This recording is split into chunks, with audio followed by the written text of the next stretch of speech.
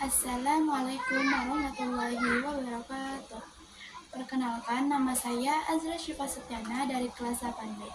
Saya akan menjelaskan tentang materi bab 2 informatika. Bab 2, Teknologi Informasi dan Komunikasi. Perangkat lunak aplikasi atau program aplikasi, disingkat aplikasi, adalah perangkat lunak yang dirancang untuk membantu manusia menyelesaikan suatu pekerjaan pada bidang tertentu. 1. Objek aplikasi. Semua perangkat lunak aplikasi pasti mempunyai objek utama yang dikelola, misalnya sebagai berikut. A. Microsoft Word digunakan untuk mengelola dokumen. B. Microsoft Excel digunakan untuk mengelola sebuah data dengan otomatis melalui berbagai bentuk. C. Microsoft PowerPoint digunakan untuk mengelola dan merancang bahan presentasi dalam bentuk sekumpulan slides. Berikut adalah contoh file ekstensi ketika sebuah objek utama disimpan. Save. A. File hasil menyimpan objek utama pada aplikasi Microsoft Word disimpan dalam format doc, docs, RTF, ODT, atau format lainnya. File hasil menyimpan objek utama pada aplikasi Microsoft Excel disimpan dalam format XLS, XLSX, ODS, CSV, atau format lainnya. Format file hasil menyimpan objek utama pada aplikasi Microsoft PowerPoint disimpan dalam format PPT, PPTI, ODP, atau format lainnya.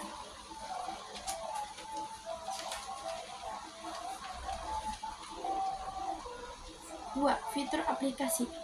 Aplikasi dibuat dan dirancang untuk memberi layanan bagi penggunanya. Layanan ini biasa disebut fitur aplikasi. Menurut istilah teknik komputer, fitur adalah fungsi, kemampuan, atau desain khusus dari perangkat keras atau perangkat lunak. A. Antarmuka aplikasi. Antarmuka aplikasi merupakan bentuk tampilan grafis aplikasi yang berhubungan langsung dengan pengguna user. Antarmuka pengguna hadir untuk berbagai sistem dan menyediakan cara sebagai berikut. 1. Input memungkinkan pengguna untuk memanipulasi sebuah sistem. 2. Output memungkinkan sistem untuk menunjukkan efek dari manipulasi pengguna. B. Fitur cut, copy, dan paste. Copy, cut, dan paste merupakan perintah yang paling dasar dan sering digunakan pada Microsoft Word. Fungsinya adalah untuk menyalin, memindahkan, dan menempelkan teks dan gambar dalam dokumen. C. Screenshot dan snipping tool. Screenshot tangkap layar adalah gambar atau tampilan layar komputer yang dapat diambil dan disimpan di komputer. Dan snipping tool adalah tool yang disediakan oleh Windows untuk menangkap layar dari jendela yang aktif, area persegi panjang, area bentuk bebas, atau seluruh layar. 3. Studi kasus. Microsoft PowerPoint adalah perangkat lunak komputer mengelola presentasi untuk dokumen maupun sebuah karya dalam bentuk slide. Fitur dari aplikasi yang dibuat oleh Microsoft ini cukup lengkap. A. File. B. Home. C. Insert. D. Animation. E. Transition. F. Format. G. Slideshow. H. View. I. Help. B. Pembuatan laporan. Laporan adalah suatu bentuk penyampaian berita, keterangan, pemberitahuan apapun, ataupun pertanggungjawaban baik secara lisan maupun secara tertulisan. Sementara dokumentasi adalah suatu proses pengumpulan, pengelolaan, pemilihan, dan juga penyimpanan informasi dalam bidang pengetahuan yang memberikan atau mengumpulkan bukti terkait dengan keterangan seperti halnya gambar, sobekan koran, dan bahan referensi lainnya. Berikut adalah struktur dalam pembuatan laporan. 1. Cover. Cover merupakan halaman yang diletaknya berada di bagian paling awal sebuah laporan. 2. Kata pengantar. Kata pengantar merupakan bagian penting yang penting dan tidak boleh dilewatkan dalam membuat sebuah laporan. 3. Daftar isi.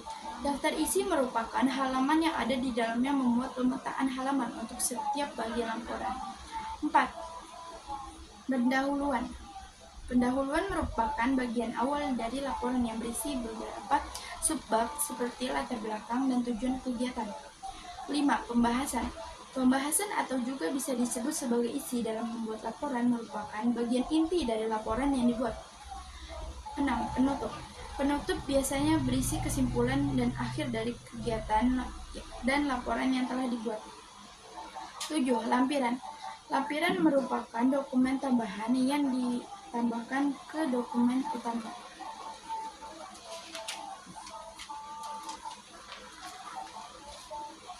C. Merangkum narasi dari konten digital. Internet adalah sebuah perpustakaan besar yang di dalamnya terdapat banyak informasi atau data yang berupa teks, grafik, audio, maupun animasi dan lain-lain dalam bentuk media elektronik. Contoh dari bentuk-bentuk konten yang dikombinasikan pada multimedia ialah teks, suara, gambar, animasi, video, dan interaktivitas. Multimedia sangatlah bermanfaat pada kehidupan sehari-hari saat ini. Media lain ada yang dinamakan multimedia. Berikut penerapan multimedia dalam kehidupan sehari-hari. 1. Bisnis. 2. Pendidikan. 3. Rumah. 4. Tempat umum. D. Laboratorium maya. Laboratorium maya merupakan software komputer yang memiliki kemampuan untuk melakukan modeling peralatan komputer secara matematis yang disajikan melalui sebuah simulasi. 1. Laboratorium Maya-PET. Laboratorium Maya-PET adalah salah satu media komputasi yang menyediakan animasi, baik fisika, biologi, maupun sains, yang dijadikan dalam bentuk website. 2. Novalabs. Novalabs adalah platform digital gratis yang melibatkan penggunanya dalam permainan dan interaksi yang mendorong eksplorasi ilmiah autentik. 3.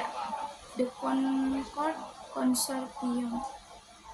Concord Consortium adalah organisasi penelitian dan pengembangan pendidikan nirlaba yang berbasis di Concord, Massachusetts, dan Emeryville, California. Terima kasih. Wassalamualaikum warahmatullahi wabarakatuh.